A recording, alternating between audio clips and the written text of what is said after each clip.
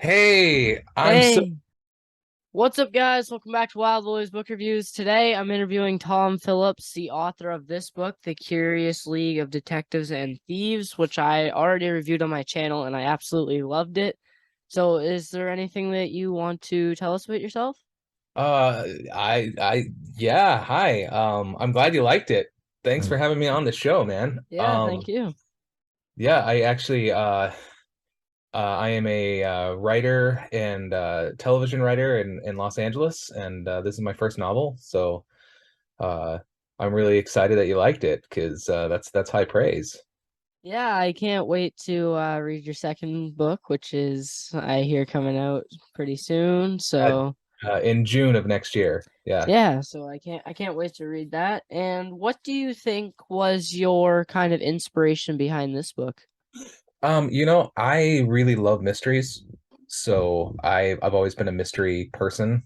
Um, and I was at the Museum of Natural History in New York City, and there was a kid in line in front of me with his mom, and he was like, "I would love to live in this museum." And she was like, "Where would you live in a museum?" And he said, "In the ceiling."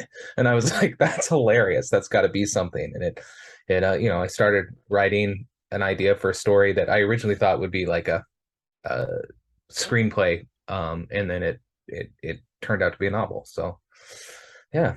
So you said you also are a television writer. What do you think you like more after releasing your first book? Oh, for like writing television or writing books. Yeah. Man, that's like apples and oranges. I like writing television because a lot of times you're in a room with a whole bunch of other people, and I like the collaboration of stories because storytelling is a an art form of community. So, like, since the very first time we were telling stories around the fire, it's a way for us to share our lives together. Um, but I also like books because in the television world, a lot of times, it's not just what you want, it's what a whole bunch of other people say. So I have a little more control over my book. I mean, there are editors and other people that get to have their say, but I don't know, they both have really cool, very cool strengths. I think the best part of having the book out is having people like you, kids like you, like the book and be like and excited to read it and then talk about it. That's been really awesome for me. So yeah, I was just about to ask, what do you think your favorite part of actually having your book out and into the world is? I really think I've been doing school trips lately. Excuse me. I've been doing school trips lately, and it's just really cool to get to like see somebody affected and really love the work you've done and share the story and like it, because like with television and film, you don't really get a lot of one-on-one contact with people. You mean you get online trolls telling you what they hate, but you don't usually get people like walking up to me like your episode was so great, because they don't know it was your episode. So yeah. Yeah, so I definitely really enjoyed kind of the whole plot of the book and definitely kind of the story behind the moth and all the other characters. Other than kind of the boy that lived in the museum, do you think that any other characters were inspired by people that you know or something like Uh that? yeah, so all of the characters are named after my best friends growing up. So they're all the names, the Gotini and Scotty Moose and John Randall Borhog, Todius, all of them are named after my friends in high school. They aren't really their personalities, or some of them aren't the same gender, but they're all named after people. And then a lot of my characters are amalgamations of some of my heroes. So Todius is a mix between LeVar Burton and Danny Kaye and Sherlock Holmes and my dad, all mixed into one person. Where like uh, and Pickles is a mix between all of the girlfriends I've ever had in my life, like all the great things of every person I've ever had a relationship with, all in one. So it's been, yeah, I pull from my own life, sort of. Yeah, that's really cool.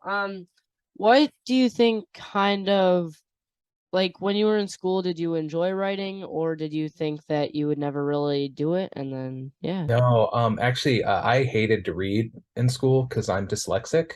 So, it was really hard for me to read, and I didn't learn that I was dyslexic till I was a sophomore in college. So, I lost out on a lot of years of reading. I've always liked storytelling, so I've always been in like theater, and I'm an artist, and I love movies and things since I was a kid. But the writing and the reading part of it came later in my life. Yeah, so when I was reading this book, I definitely learned a lot about all the different characters, and it was really cool to see how John kind of dressed up as a security guard, and then kind of all the different tricks that he got kind of caught stealing the ruby, even though it really wasn't him. But do you kind of think that you took your personality from like writing shows and stuff into this book? I think that um he learns the 37 rules of being a good detective. And what it really is 37 things I would say to young men like your age to be better men. So I think that a lot of the things like from the tricks and just the different techniques he uses throughout from dressing up to, the logical problems and things that he solves and how he solves stuff really come from life lessons I've learned throughout my life. Um, I also really love classic mystery, so like Agatha Christie, Sherlock Holmes, things like that. So I really wanted to write books that kind of reflect that old school mystery that maybe your generation hasn't encountered. So like this book is a classic jewel heist, book, jewel thief book. The second book is really like it takes place on a cruise ship, so it's sort of like Murder on the Bounty, kind of old school cruise ship mystery. And then the third book is going to be on a train, like the Orient Express. So I'm like picking classic mysteries genres and then mixing them in so you kind of get exposed to more mystery. Yeah. So do you think that like when you were a kid, did you love museums at all, or did you kind of just like museums because, like you said, you're trying to No, explain books? I grew up in a little town, a little mountain town of 400 people. So my parents used to take us to the cities and like go on vacations and stuff. And my dad loved museums, so it kind of became like a family thing to go see the museum where we are, and it was their way to expose us to the world. So I grew up in museums. So now everywhere I go, I'm the guy that's like, hey, let's go to the museum. And people are like, why? I'm like, oh, that's so cool. Yeah, so Yeah. So I really love museum. what do you think that you kind of learned along the way of writing this book? Because, like you just mentioned, it is your first book. Um, I didn't really understand a lot of the process of writing a book. I had to do a lot of research, and because writing a film and writing a book are two different things. Um, there's a lot of similarities, but there are a lot of differences. And I think the most thing I learned is how the publishing world works and how like why things are written and how like even like chapters are a certain amount of pages so it's easier for kids to read and like all the technique like the little technical things of books that you don't think about when you're just writing a story. And that's been really cool and really interesting. And my publisher is amazing. They're the best. They've walked me through everything. They answer all my questions. My editor Allison is like she literally is the best in the business. She's so talented that I sometimes hate her because she'll like give me a note and I don't want to rewrite Mm. that, but I know she's right. And you're just like, no, I don't want to redo the work, but okay. Yeah, no, she's the best. So, did you ever kind of think of, after you wrote this book, of making this book into a TV show? Yeah, we are so Pixel+Ink, the publisher that bought the book, their whole platform is to buy books that are series and then can be translated to television and film, which is probably why they bought my book. So now we're in the negotiation, we're in the process of trying to sell the rights to the book now.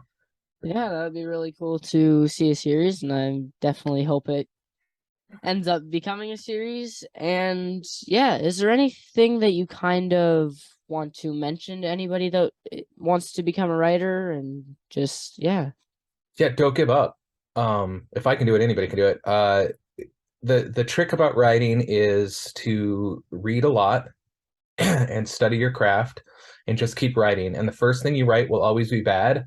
in Hollywood world we call it the vomit draft because it's just looks like you vomited on a page, and that's okay because the trick is to finish the book and then go back through and re-edit and rework, and don't re-edit your first chapter over and over again or you'll never finish. Just keep going.